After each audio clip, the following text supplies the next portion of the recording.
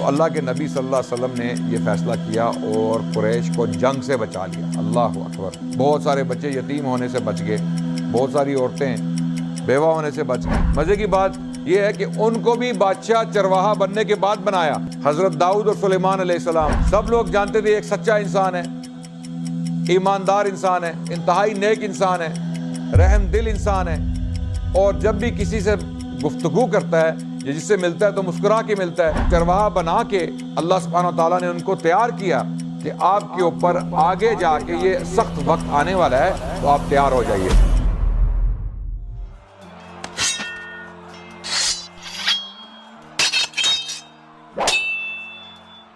بسم اللہ الرحمن الرحیم، الحمدللہ رب العالمین، والصلاة والسلام علی خاتم الانبیاء وسید المرسلین وعلی آلہ واصحابہ الغر المیامین، اما بعد، اعوذ باللہ السمیع العلیم من الشیطان الرجیم، بسم اللہ الرحمن الرحیم، وما ارسلناک الا رحمۃ للعالمین۔ ہم حلف الفضول تک پہنچے تھے۔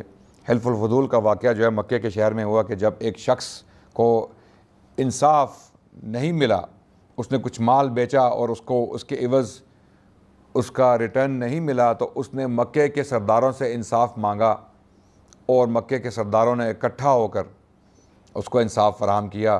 اس وقت اللہ کے نبی صلی اللہ علیہ وسلم اس میٹنگ میں، اس مجمع میں موجود تھے، اور موجود ہونے کا مطلب ہے کہ وہ اس کا حصہ تھے انصاف فراہم کرنے میں۔ اور یہ اسلام کے آنے سے یا قرآن کے نزول سے بہت پہلے کا واقعہ ہے۔ تو اللہ کے نبی صلی اللہ علیہ وسلم نے بعد میں بھی فرمایا کہ اگر حلف الفضول کا واقعہ آج بھی ہو، نبوت ملنے کے بعد بھی، نبوت کا اعلان ہونے کے بعد بھی، تو میں آج بھی بڑھ چڑھ کر اس میں حصہ لوں گا۔ یعنی ایک مسلمان کے لیے ایک نوبل انڈیور میں کام کرنا، بشرطے کہ اس میں کوئی شرک شامل نہ ہو، اس میں کوئی باطل یا کوئی منکر عنصر نہ ہو، اس صورت میں مسلمان ایسے واقعات یا ایسے مواقع ان میں بے شک شامل ہوں، بشرطے کہ انصاف مقصد ہو، کسی کے ساتھ اچھائی کرنا مقصد ہو۔ کیا ہم غیر مسلموں کے ساتھ مل کے اچھے کام کر سکتے ہیں؟ بے شک کر سکتے ہیں۔ یہیں سے ہمیں مثال ملتی ہے حلف الفضول سے۔ اگر کوئی غیر مسلم کسی مظلوم کی مدد کرنا چاہ رہے ہیں، کیا ان کے ساتھ ہم مل کے اس مظلوم کی مدد کر سکتے ہیں؟ بے شک کر سکتے ہیں۔ اس واقعے سے ہمیں یہی سبق ملتا ہے، بشرطے کہ وہاں پر کوئی شرک انوالو نہ ہو، کوئی گناہ نہ کیا جا رہا ہو، کوئی منکرات کا کوئی عنصر نہ ہو، تو اس صورت میں مسلمان مل جل کے غیر مسلمین کے ساتھ بھی نیک عمل، نیک کام کر سکتے ہیں۔ تو یہ کچھ واقعات تھے اللہ کے نبی صلی اللہ علیہ وسلم کے بچپن کے اور ان کی جوانی کے۔ اور اللہ کے نبی صلی اللہ علیہ وسلم کی جوانی یا جو بچپن ہے، اس کے بارے میں صحیح اوتھینٹک انفارمیشن ملنا بہت مشکل ہے۔ اسی لیے جب آپ سیرت کی کتابیں اٹھا کے پڑھیں گے تو مکے کی جو زندگی ہے اللہ کے نبی صلی اللہ علیہ وسلم کی، وہ بہت مختصر بیان کی گئی ہے، اور مدینے کی زندگی کی تفصیلات جو ہیں وہ بہت ضخیم ہیں۔ اس کی وجہ کیا ہے؟ بہت سارے لوگ یہ پوچھتے ہیں کہ اس کی وجہ یہ ہے کہ جو انفارمیشن کلیکشن کا جو پروسیس تھا، مکے کی زندگی بہت کیوٹک تھی، اس میں بہت ظلم ہوا اللہ کے نبی صلی اللہ علیہ وسلم کے ساتھ اور ان کے صحابیوں کے ساتھ، اور ان کی جان جو ہے وہ خطرے میں تھی، سب کی، اللہ کے نبی کی بھی اور ان کے صحابیوں کی بھی، ان کے ماننے والوں کی بھی۔ تو انفارمیشن کلیکٹ کرنا اور اس کو ٹرانسمٹ کرنا وہ اتنا آسان کام نہیں تھا۔ اسی لیے جو مکے کی زندگی کے بارے میں انفارمیشن ہمیں ملتی ہے وہ بہت کم ملتی ہے، جو ملتی ہے الحمدللہ جو اوتھینٹک ہے وہ اتنی ضخیم نہیں ہے، اتنی تفصیل اس میں موجود نہیں ہے جتنی مدینے کی زندگی ہجرت کے بعد، کیونکہ مسلمانوں کو ایک جو ہے امن کا گہوارہ ملا۔ یعنی امن تو کم تھا، کیونکہ اللہ کے نبی صلی اللہ علیہ وسلم اپنے آخری 10 سال بھی جو ہیں وہ جنگیں ہی لڑتے رہے اپنے دفاع میں، جب ان پر حملے کیے گئے، جس کی تفصیل انشاءاللہ ہم بیان کریں گے۔ تو مکے کی زندگی کی تفصیلات جو ہیں وہ نسبتاً کم ہیں۔ تو حلف الفضول کے بعد اللہ کے نبی صلی اللہ علیہ وسلم جو ہے وہ کچھ انہوں نے سخت زندگی گزاری غربت کی وجہ سے۔ ظاہر ہے ان کے والد فوت ہو چکے تھے، اور ابو طالب جو ہیں وہ خود کوئی اتنے امیر شخص نہیں تھے، گو کے سردار تھے، قریش کے سردار تھے، اس میں کوئی شک نہیں ہے۔ ایک نوبل فیملی سے تعلق تھا اللہ کے نبی صلی اللہ علیہ وسلم کا، لیکن زندگی گزارنے کے لیے اللہ کے نبی صلی اللہ علیہ وسلم نے بکریاں بھی چرائیں، اللہ کے نبی صلی اللہ علیہ وسلم نے ایک شیپرڈ کی حیثیت سے بھی کام کیا، اور کچھ مکے کے کچھ لوگوں کی بکریاں چرانے کے عوض ان کو چند قیرات ملتے تھے، اور اپنی جوانی کا بہت سارا حصہ جو اللہ کے نبی صلی اللہ علیہ وسلم نے وہ مکے کے لوگوں کی بکریاں چرانے میں بھی گزارا۔ اور اس میں بھی اللہ کی حکمت ہے، جو اللہ سبحانہ و تعالیٰ کسی انسان کو کبھی زندگی میں مشکلات سے گزارتے ہیں یا سخت وقت سے گزارتے ہیں، مشقت سے گزارتے ہیں، جو میں پیغام آپ کو دینا چاہتا ہوں اس واقعے کی روشنی میں، یعنی ان حالات کی روشنی میں، وہ یہ ہے کہ انسان کی زندگی میں کبھی مشقتیں آتی ہیں، مشکلات آتی ہیں، اور کبھی کبھی اس کے ساتھ مثال کے طور پہ بچپن میں شاید زیادتی بھی ہوئی ہو، سخت وقت گزارا ہو بچے نے، اور وہ بچہ بڑا ہو کر گلہ کرتا ہے کہ یا اللہ میرے ساتھ اس طرح کیوں ہوا، لیکن وہ بچہ شاید یہ نہیں جانتا کہ اس کے ساتھ جو واقعات بچپن میں ہوئے ہیں وہ اس لیے ہوئے ہیں کہ اللہ تعالیٰ اس کو کسی بڑے مقصد کے لیے تیار کر رہے ہیں۔ اللہ سبحانہ تعالیٰ کا اس کے لیے کوئی پلان ہے۔ اور آپ نے دیکھا ہوگا عموماً جو لیڈرز ہیں، جو بڑے بڑے کام کرتے ہیں، جو بڑی بڑی ایجادات کرتے ہیں، جن کی بڑی بڑی اچیومنٹس ہیں دنیا کی تاریخ میں، آپ ان کی تاریخ اٹھا کے دیکھیں کہ وہ کوئی نارمل ممی ڈیڈی فیملی سے نہیں آ رہے۔ میں ممی ڈیڈی فیملیز کے خلاف نہیں ہوں، رائٹ؟ جو بچے بہت پیار اور محبت سے پالے جاتے ہیں، جن کو ماں باپ روئیوں کی طرح، روئی کے گالوں کی طرح جو نہیں وہ پالتے ہیں، یعنی ان کو کوئی تکلیف نہیں ہونے دیتے، ان کو باہر بھی نہیں نکلنے دیتے، وہ بچے اکثر جو ہیں وہ ایک عام زندگی ہی گزارتے ہیں۔ ان کا مقصد یہی ہوتا ہے کہ ہم بس بڑے ہو جائیں، ہمیں نوکری مل جائے، ہم اپنی زندگی گزار دیں اور مر جائیں، یعنی وہ ایک عام زندگی گزارتے ہیں۔ لیکن جو با مقصد زندگی لوگ گزارتے ہیں وہ اس لیے گزارتے ہیں کہ ان کی جو بچپن میں زندگی گزری تھی وہ بہت سخت گزری تھی، عام چیزوں سے ان کا کام نہیں بنتا۔ وہ یہ نہیں چاہتے کہ کوئی عام کام کریں، وہ کہتے ہیں ہم کوئی خاص کام کریں۔ اگر اللہ نے ہمیں اتنی ٹریننگ دی ہے، کمانڈو ٹریننگ سے ہم گزرے ہیں۔ آپ نے کمانڈو ٹریننگ کے بارے میں سنے؟ جو ملٹری میں ٹریننگ دی جاتی ہے، S S G, special services group, ان کے ساتھ کیا سلوک کیا جاتا ہے، کوئی آپ کو اندازہ ہے؟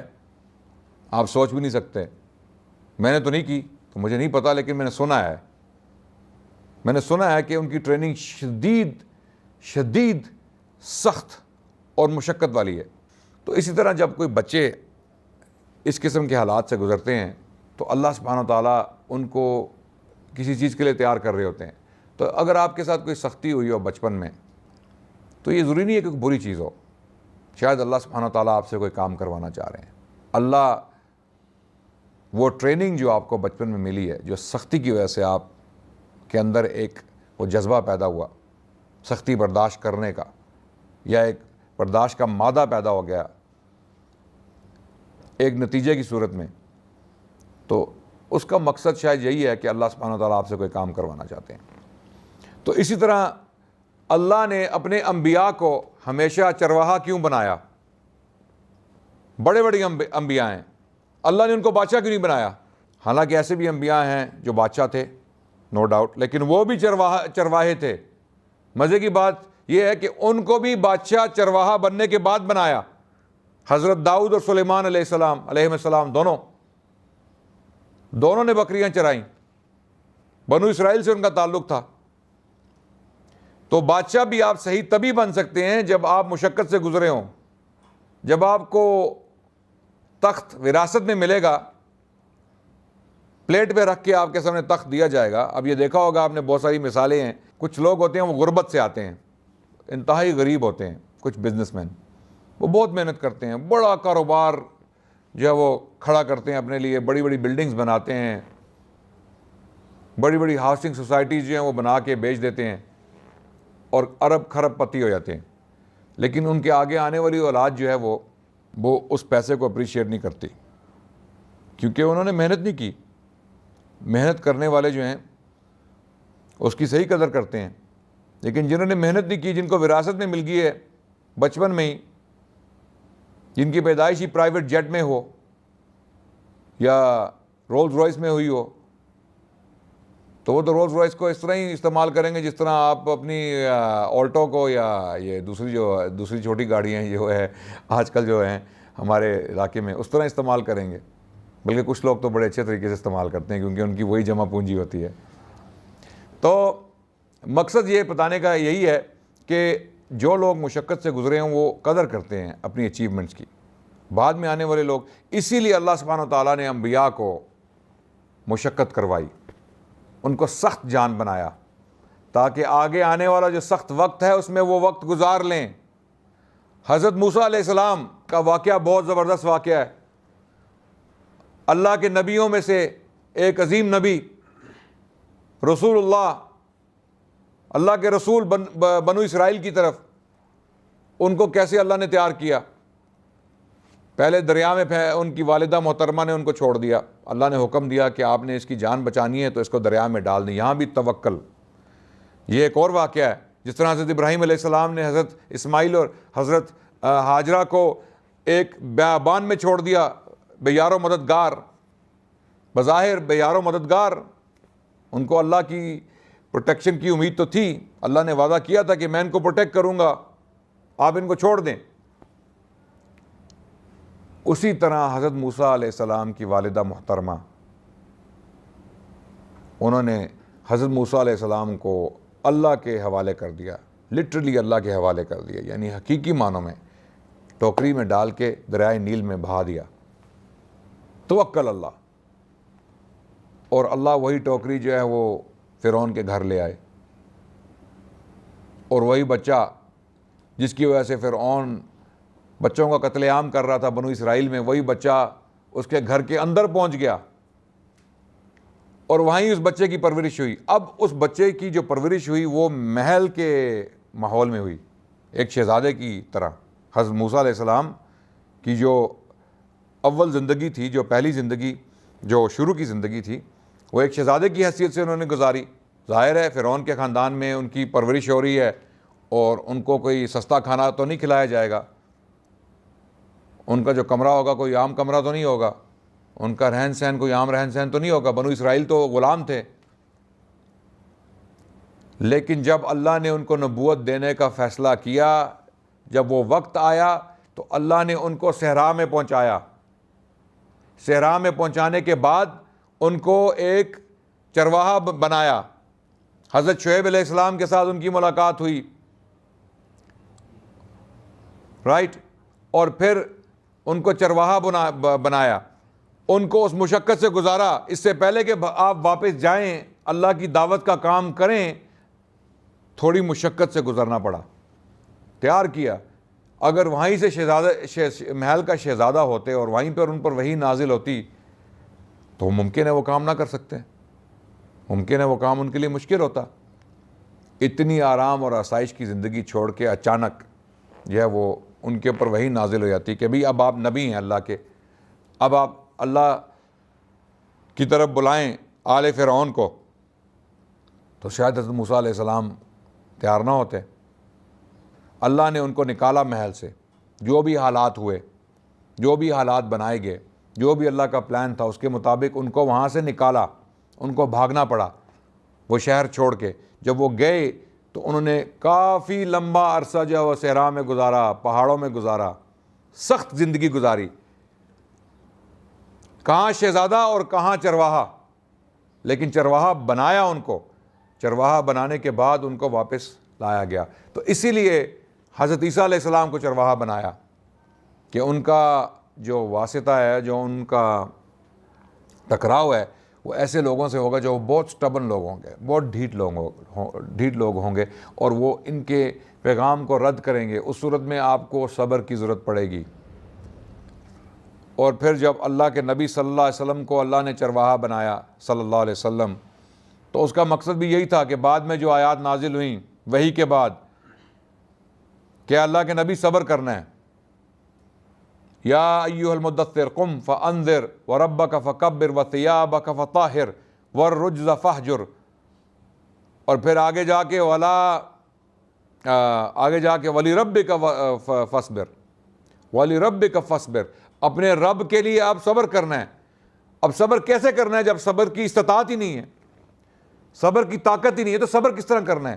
تو وہ پہلے ہی اللہ سبحانہ و تعالیٰ نے ان کو اتنی مشکلات سے گزار دیا تھا۔ ایک یتیم بنایا، یتیم ہونے کے بعد ایک سخت وقت گزرا ان کے بچپن میں، اور اس کے بعد ان کو چرواہا بنایا، اور چرواہا بنا کے اللہ سبحانہ و تعالیٰ نے ان کو تیار کیا کہ آپ کے اوپر آگے جا کے یہ سخت وقت آنے والا ہے، تو آپ تیار ہو جائیے۔ اور اللہ کے نبی صلی اللہ علیہ وسلم اس وقت اس دور سے گزر رہے تھے۔ پھر 25 سال کی عمر میں اللہ کے نبی صلی اللہ علیہ وسلم جو ہے وہ شام کے علاقے کی طرف گئے اور کچھ تجارت کی۔ مکے کی ایک امیر خاتون تھی خدیجہ کے نام سے، جو بیوہ تھی اس وقت، اور مکے کے بڑے بڑے سردار ان سے شادی کرنا چاہتے تھے، بڑے بڑے سردار۔ انہوں نے پروپوزل بھی بھیجے، پیغام بھیجے رشتے کے کہ آپ ہمارے ساتھ شادی کیجئے، کیونکہ وہ بیوہ تھی، she was available for marriage, اور امیر عورت تھیں، اچھے خاندان سے تھیں، تو ہر کوئی چاہتا تھا کہ ان کے ساتھ شادی کی جائے، لیکن انہوں نے کسی کا رشتہ قبول نہیں کیا۔ جب اللہ کے نبی صلی اللہ علیہ وسلم ان کا کچھ مال شام لے کے گئے کاروبار کے مقصد سے، تو وہاں پر بہت منافع ہوا۔ اللہ کے نبی صلی اللہ علیہ وسلم نے یہ دکھایا اپنے عمل سے، اپنے کردار سے، کہ ان کے کام کرنے میں بہت برکت ہے، کیونکہ وہ ایک سچے انسان تھے، ایماندار انسان تھے، تو جن لوگوں کے ساتھ ان کی ڈیلنگز ہوئیں وہ بھی ان سے بہت خوش تھے، اور بہت منافع ہوا۔ تو جب اللہ کے نبی صلی اللہ علیہ وسلم یہ مال لے کر واپس آئے اور منافع جب دیکھا حضرت خدیجہ نے، تو انہوں نے پوچھا اپنے غلام میسرہ سے کہ یہ کس طرح ہوا؟ تو انہوں نے سارے واقعات جو حضرت خدیجہ کو بتائے، تفصیلات تو ہمیں نہیں ملتی، لیکن واقعات بتائے کہ اللہ کے نبی صلی اللہ علیہ وسلم نے اس طرح لوگوں کے ساتھ ڈیل کیا۔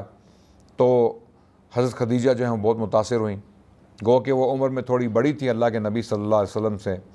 کچھ روایات میں آتا ہے کہ وہ 35 سال کی تھیں، کچھ میں آتا ہے کہ وہ 40 سال کی تھیں، اور اللہ کے نبی صلی اللہ علیہ وسلم اس وقت 25 سال کے تھے۔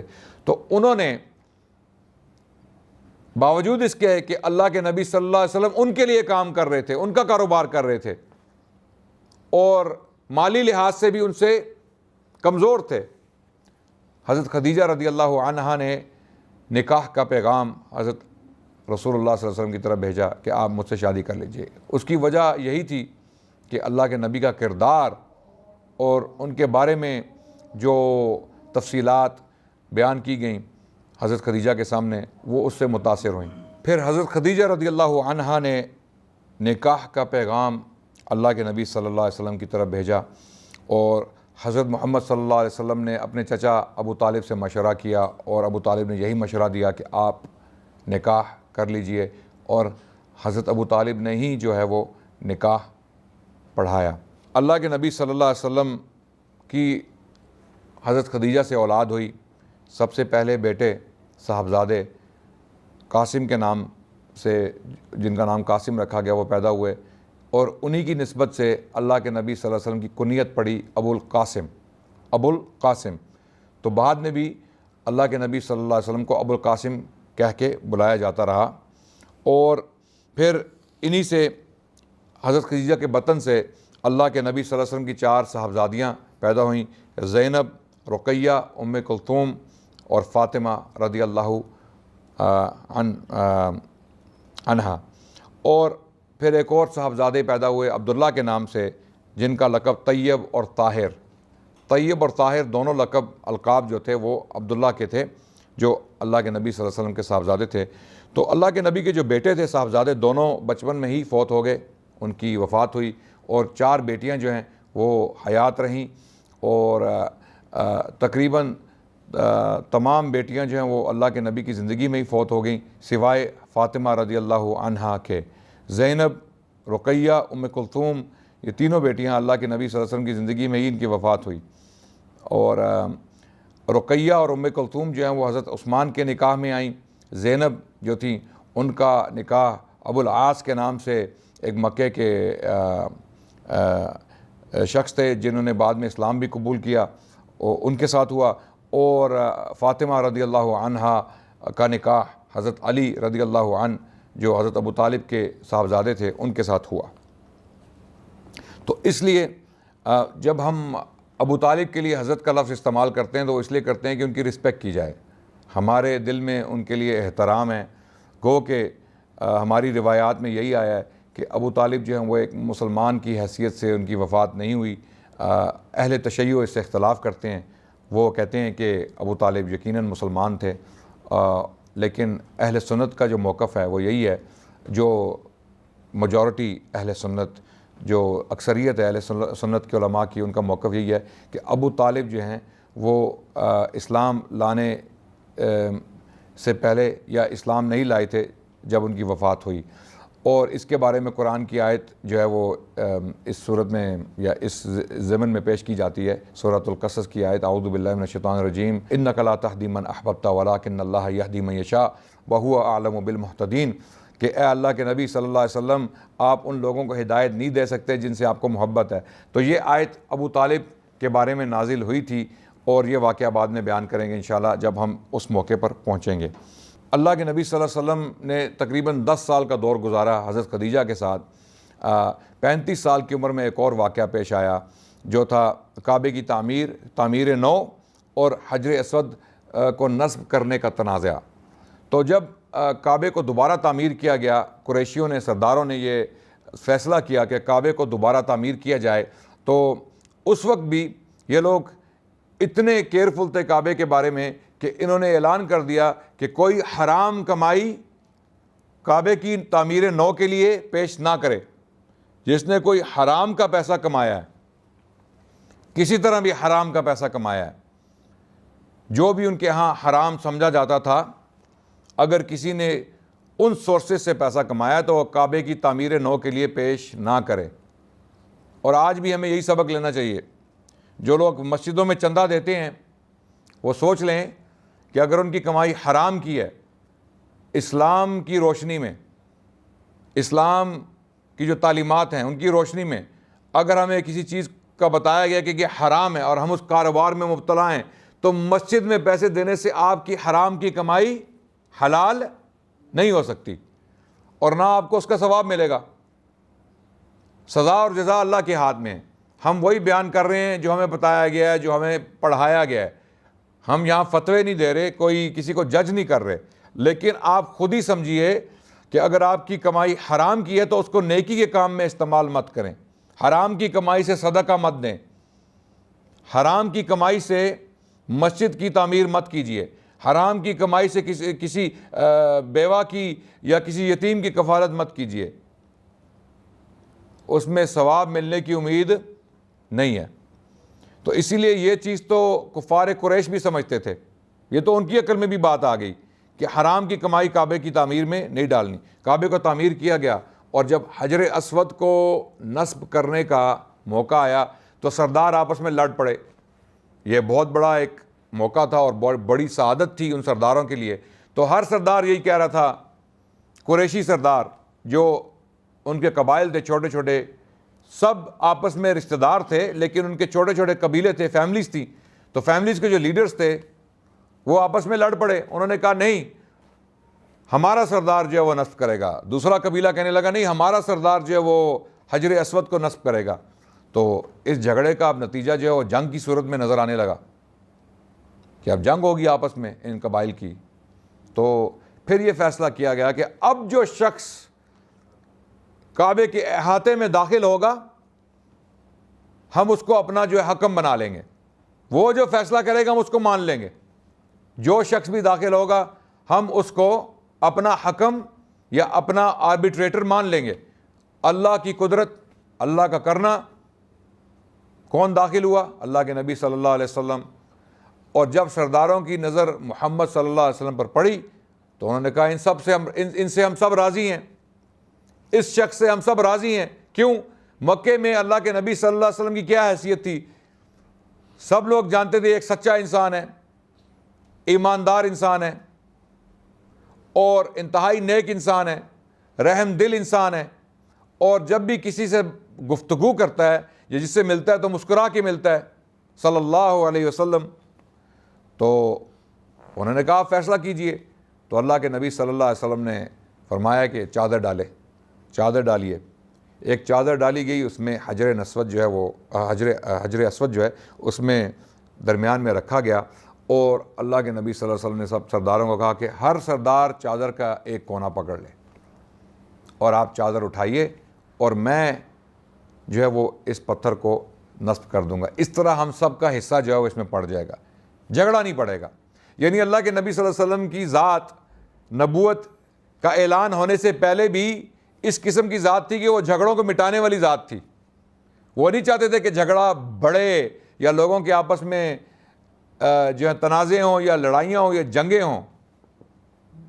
تو اللہ کے نبی صلی اللہ علیہ وسلم نے یہ فیصلہ کیا اور قریش کو جنگ سے بچا لیا. اللہ اکبر. بہت سارے بچے یتیم ہونے سے بچ گئے, بہت ساری عورتیں بیوہ ہونے سے بچ گئیں, کیونکہ قریشی جو ہیں وہ ایک جنگجو قبیلہ تھے, اور جب وہ جنگ کرتے تھے آپس میں تو وہ جنگ بہت انتہائی خونخوار جنگ ہوتی تھی, اس میں بڑے لوگ مارے جاتے تھے. تو اللہ کے نبی صلی اللہ علیہ وسلم نے نبوت کا اعلان ہونے سے پہلے 35 سال کی عمر میں یہ جنگ جو ہے وہ ان سے جو ہے پھیر دی, یعنی اس کو ہٹا دیا. اس کے بعد کچھ ایسے واقعات ہوئے جو نبوت سے پہلے انشاءاللہ وہ آپ کے سامنے میں بیان کروں گا اگلی قسط میں. تب تک کے لیے آپ سے اجازت چاہتا ہوں.